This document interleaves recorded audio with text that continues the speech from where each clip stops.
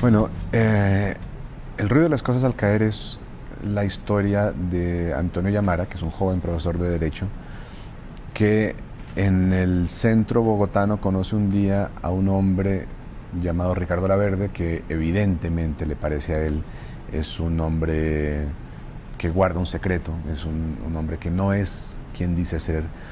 Y Antonio Llamara lo va conociendo, se va volviendo amigo de él y va descubriendo que acaba de salir de la cárcel, que tiene, que es un piloto retirado, que está esperando a su mujer, que vive en Estados Unidos. Y cuando toda esa curiosidad había llegado a puntos bastante altos, Ricardo Laverde es asesinado en presencia de mi narrador, eh, que además recibe una bala perdida en ese atentado. Entonces, a partir de ahí, el resto de la novela es la investigación que lleva a cabo mi narrador en la vida de este hombre muerto para tratar de entender por qué ha muerto, para tratar de entender por qué ha sucedido todo esto que a él lo ha afectado de manera colateral, pero bastante fuerte. Eh, y la novela es esa investigación, es una investigación en el pasado de este hombre misterioso, que también se vuelve una investigación en el pasado de Colombia, y en particular en el momento en que nació el narcotráfico. Y con todo esto, lo que es la novela, lo que le sucede a la novela, es que se convierte en una reflexión sobre lo que fue para mi generación, que es la generación del narrador Antonio Llamara, ser contemporánea del negocio, del narcotráfico. Mi generación nació con el negocio, mi generación nació con los primeros aviones, con la declaratoria de la guerra contra las drogas que hizo Nixon. Yo soy del 73, que es el año en que nace la DEA.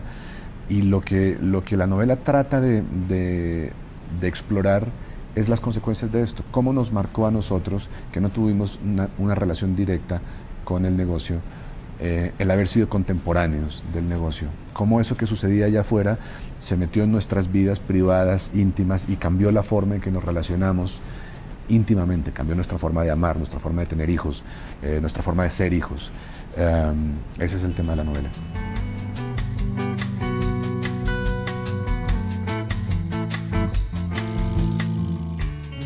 El título, como sabes tú, se refiere, el ruido de las cosas al caer, la frase, se refiere inicialmente a un avión.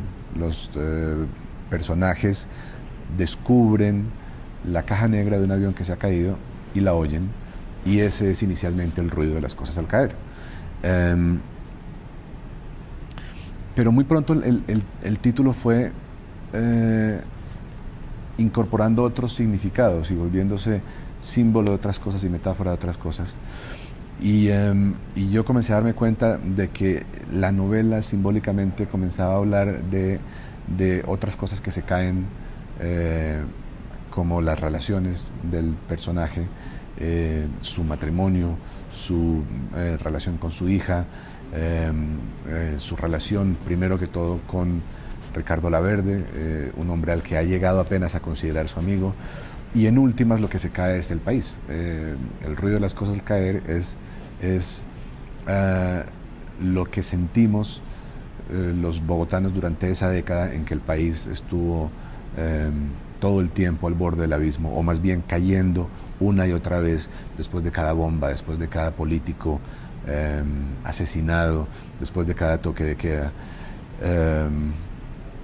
De manera que eso es, lo curioso es que ese título sobre aviones que se caen se me ocurrió en un avión entre Buenos Aires y Barcelona, y sin embargo lo seguí utilizando, y sin embargo la novela quedó escrita.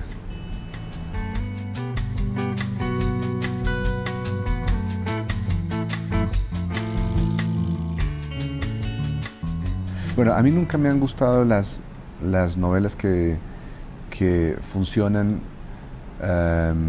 ocultándole al lector información y llevándolo artificialmente a la sorpresa final.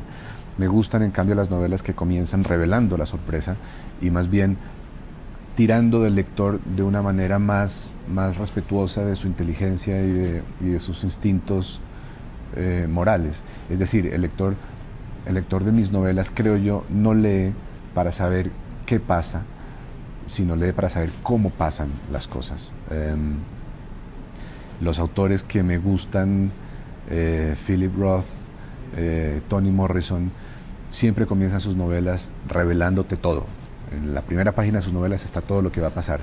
Y uno la sigue leyendo a pesar de eso, porque lo que le cuenta la novela es cómo han sucedido estas cosas. Ese proceso es lo que me interesa a mí explorar.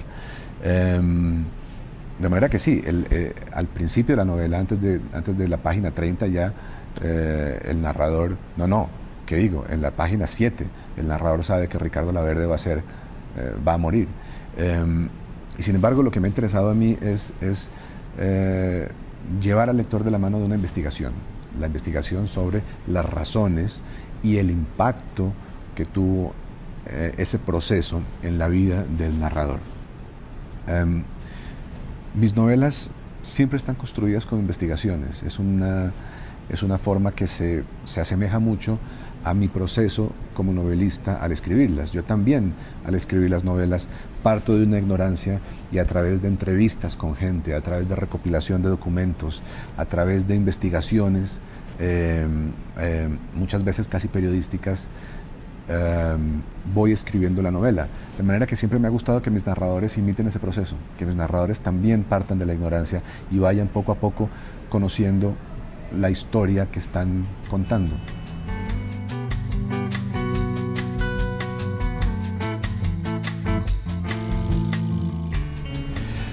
El tema de la aviación se fue imponiendo poco a poco a lo largo de muchos años. La novela está construida sobre una serie de documentos distintos y uno de ellos, que es la grabación de la caja negra de un vuelo que se estrelló en Colombia en 1995. Es un documento que yo encontré en 1998. Entonces, esto para decir que la cosa viene de mucho tiempo atrás y que a lo largo de 10 años yo fui encontrando otros documentos, generalmente sobre accidentes aéreos o sobre el oficio de los pilotos.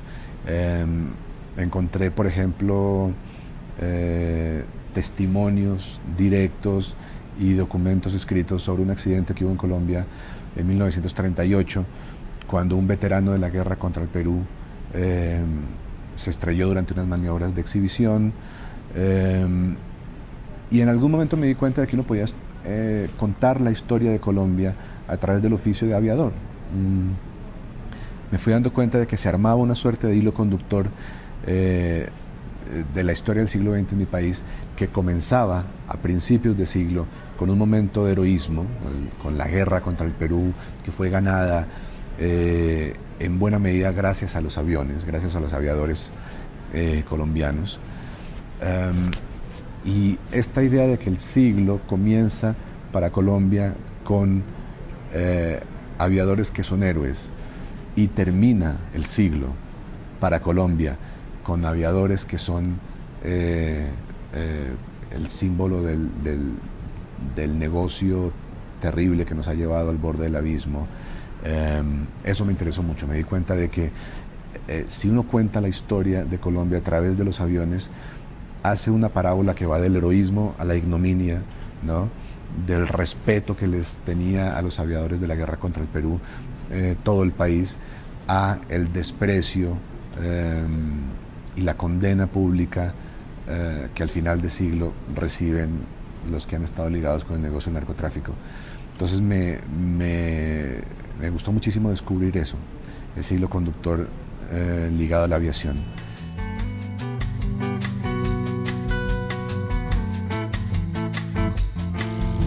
Eran días de muchos viajes. Yo he estado viajando mucho durante los últimos 3 o 4 años y me ha tocado acostumbrarme a trabajar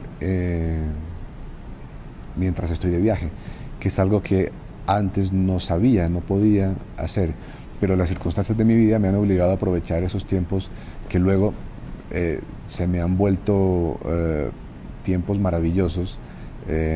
Los aviones, los trenes son momentos de una soledad muy intensa en los que hay muy pocas cosas que hacer más que trabajar y que me han resultado muy provechosos. De manera que esta novela se escribió de viaje, es una novela curiosa en ese sentido.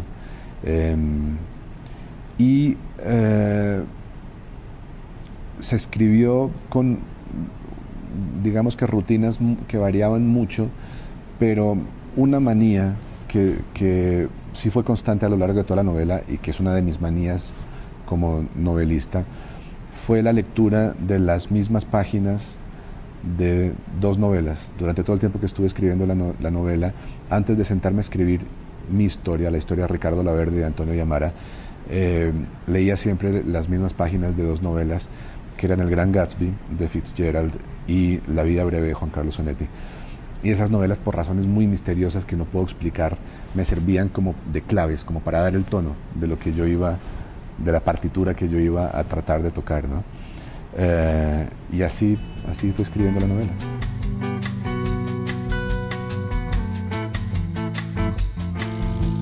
Bueno, yo tengo una buena razón para invitarlos a leer la novela, y es que por razones muy misteriosas esta novela ha acabado hablando también de lo que está viviéndose en México hoy en día. Igual que descubrí que la novela tenía algo que decirles a los lectores peruanos, según me han dicho ellos, que vivieron las épocas de Sendero Luminoso, o a los lectores españoles que vivieron diversos tipos de terrorismo en los últimos años. Y eso, bueno, digo que es curioso y es misterioso, pero en el fondo no lo es tanto, porque todas estas sociedades han compartido las mismas emociones. Y mi novela es una novela que habla de las emociones que son consecuencia de estos hechos externos, del miedo, de la ansiedad por no poder proteger a los que quieres, del hecho de perder control sobre tu vida de alguna manera. De manera que lo que yo he descubierto aquí en México es que la situación actual se corresponde muy de cerca con las emociones que yo exploro en mi novela, y por eso espero que la novela pueda traerles a los lectores mexicanos algo nuevo, una información fresca, una revelación sobre lo que les está pasando.